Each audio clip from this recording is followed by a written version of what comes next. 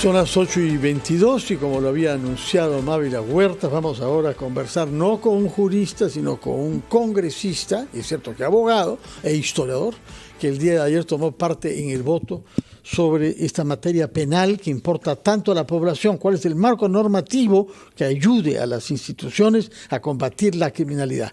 ¿Cómo votó Perú Libre? ¿Votó, como de costumbre, todos unidos, compactos, o hubo algunas diferencias entre los miembros de su bancada? Señor Américo Gonza, representante de Perú Libre por Cajamarca. Sí, buenos días, muchas gracias por el espacio que nos brinda.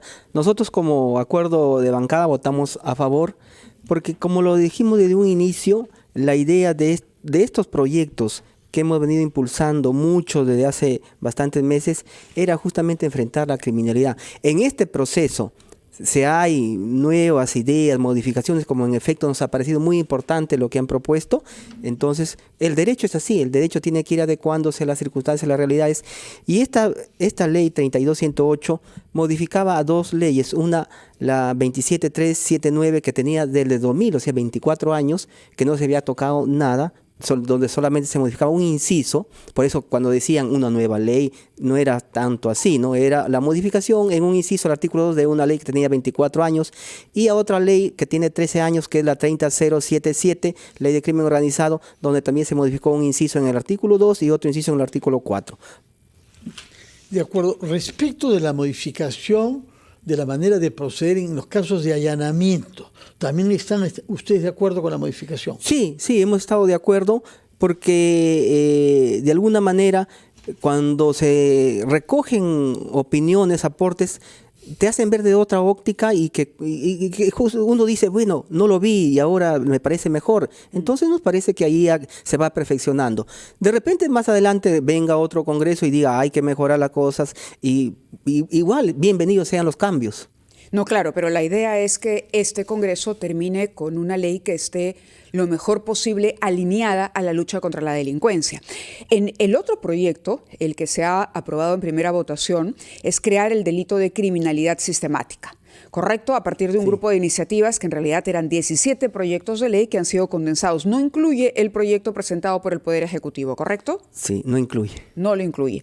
En inicio era bueno, la figura de terrorismo urbano. Todavía falta una segunda votación, pero ya se advierte el peligro de que esta ley complica su aplicación porque resulta un tanto confusa. Es decir, una figura legal que no se termina de entender. En pocas palabras, por ejemplo, a nuestros oyentes, ¿usted qué le diría que es criminalidad sistemática? ¿Qué parámetros hay que cumplir para que un fiscal diga, ok, puedo considerar que esto sí o esto no es criminalidad sistemática? Sí, efectivamente, yo trabajé estos proyectos en la Comisión de Justicia en el periodo legislativo anterior y dejé ya un texto.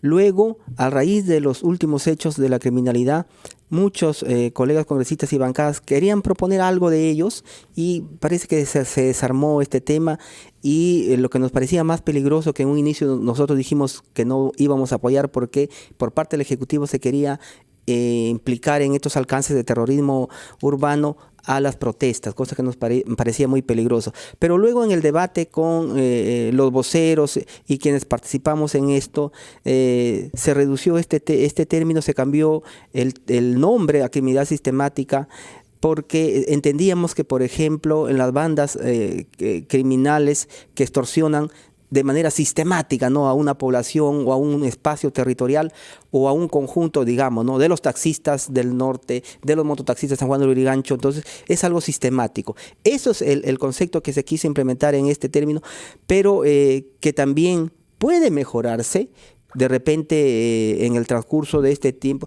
Lo importante es que hemos puesto a debate, así como estas modificaciones a estas normas que le mencioné hace un momento, al 32.108, al 32.108, que vienen más iniciativas que modificaron la ley inicial y también las mismas modificaciones que tienen nombres. Entonces, las puertas del Congreso siempre están abiertas para que... Hay un artículo interesante que es el que se incorpora, ¿no?, que establece que incorporar el delito de criminalidad sistemática. El nuevo artículo 318b establece que el que mediante el uso de municiones, armamento de fuego militar o civil, artefactos explosivos u otros de similar característica provoque o realice conductas tipificadas como delito de secuestro, extorsión, sicariato, homicidio calificado y robo agravado, creando zozobra o terror en la población, o una parte de ella será reprimido con cadena perpetua.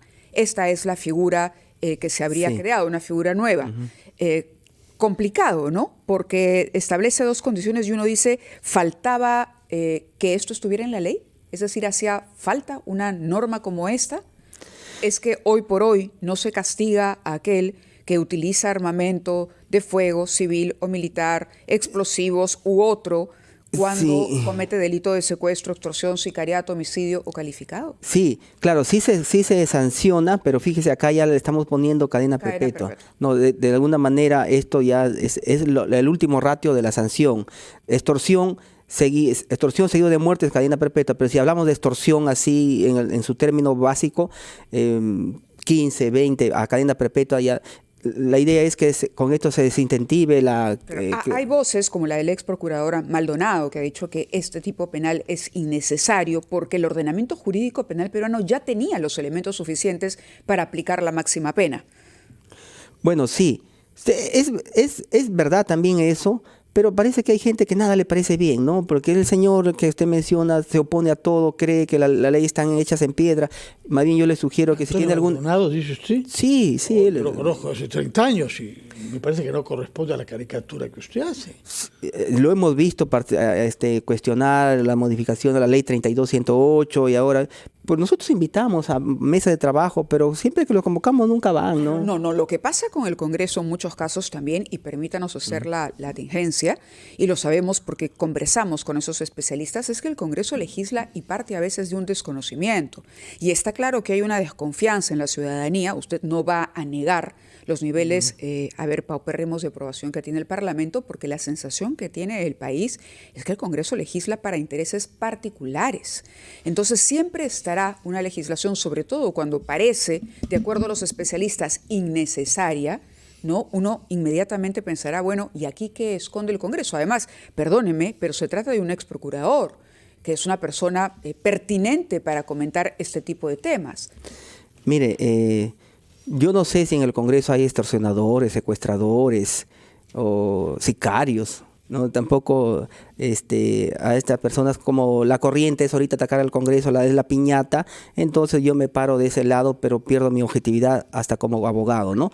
Entonces, lo que aquí estamos haciendo es recogiendo el clamor justamente de la población de darle la máxima pena, porque no hay cadena, cadena perpetua, que es lo máximo que se aplica en el Perú, porque acá no hay... El rechazo a la norma de que se quería plantear de terrorismo urbano venía por la represión que podría provocar de la legítima protesta. Es decir, esto es lo que preocupaba a algunos sectores. No somos terroristas, tenemos derecho a parar. Uno no niega que normalmente pasa en el Perú que a veces dentro de una protesta legítima se esconden otro tipo de intereses. Pero vamos, eso no significa que sea argumento para suspender la protesta, para reprimirla o finalmente considerarla un crimen. Vamos a ir a la pausa y regresamos con el congresista Américo Gonza a las 8:31. Retomamos nuestra conversación con el congresista Américo Gonza de Perú Libre, representante por Cajamarca de la Comisión de Justicia, que nos ha dado su opinión sobre las modificaciones que se han aprobado en primera lectura el día de ayer a la ley que debía llamarse sobre terrorismo urbano y que ha pasado a llamarse de crimen sistemático. Pero Mávila Huertas había adelantado que hay otros temas específicos que requieren una legislación adecuada. Una de ellas es el uso de las motos, puesto que está claro que la inmensa mayoría de las intervenciones de los sicarios, por una parte, como hemos visto en ATE el día lunes, pero además de muchas otras formas de criminalidad, se hacen utilizando motos para transportar a dos personas, uno que maneja y el otro que actúa. ¿Qué se puede hacer frente a ese tema, congresista Gonza? Sí, miren, efectivamente utilizan como fachada los sicarios este tipo de transporte por su versatilidad, para escabullirse por el tráfico de Lima. Respecto a eso, yo tengo una propuesta ya que se aprobó en la Comisión de Descentralización, que está lista para que se debata en el Pleno, así como otras que he propuesto yo, que deben ser en un conjunto normativo acompañado de una decisión política. Recuerdan ustedes que yo fui el año pasado a El Salvador y propuse el plan Bukele acá, el control territorial.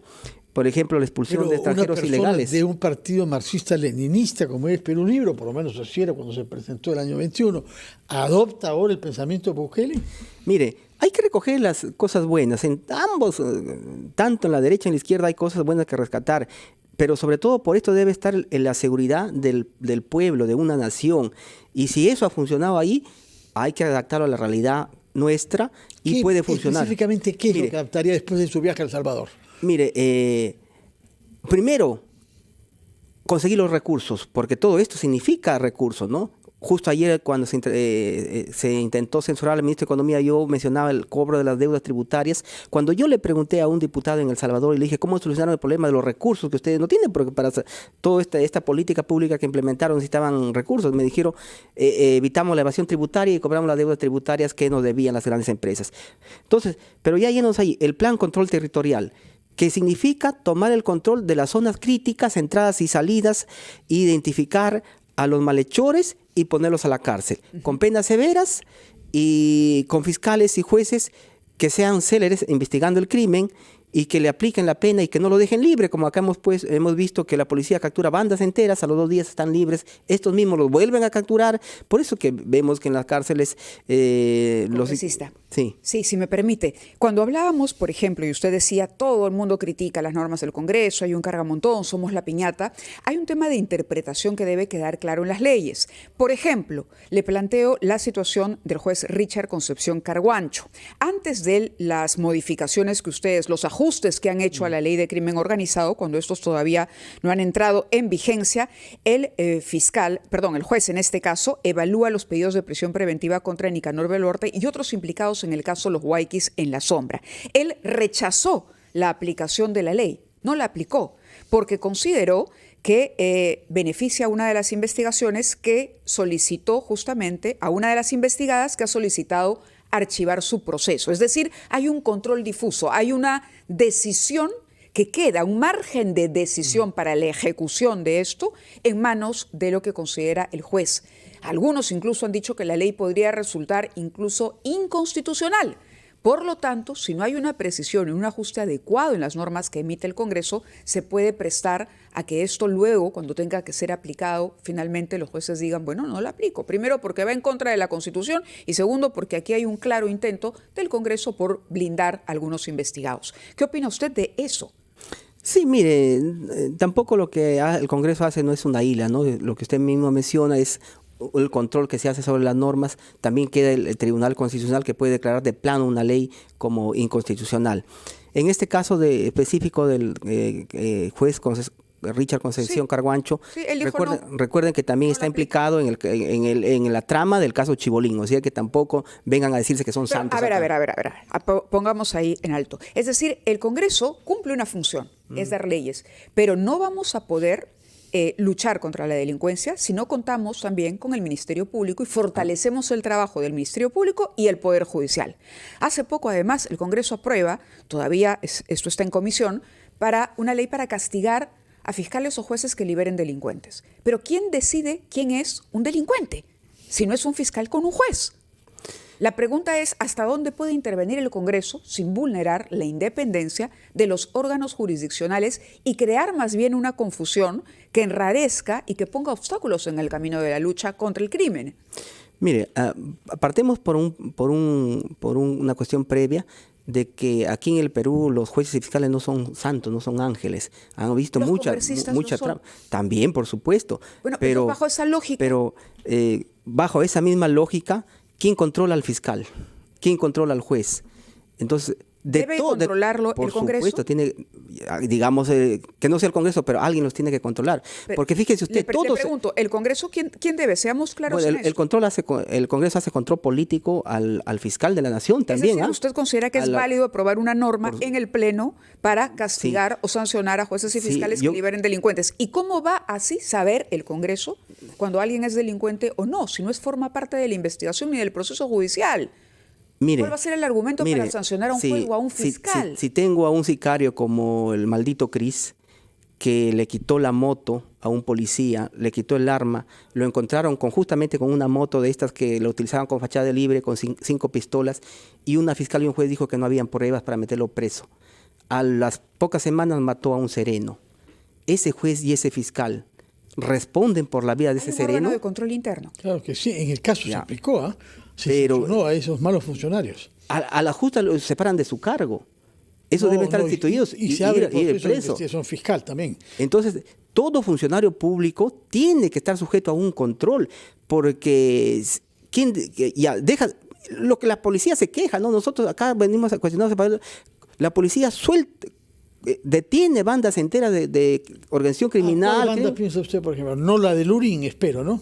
La de jóvenes que se presentó como una gran cosa y realmente hubo que soltar a 9/10 partes. Muchos casos hemos visto, ¿no? Los encuentran con las manos en la masa, con explosivos, los encuentran con pistolas, en búnker, en San Juan del Lurigancho, en comas, y de allí dejan libre. Y estos fiscales y estos jueces, ¿y sabe qué hacen? Dicen, no, que se vayan a la segunda instancia o que apelen.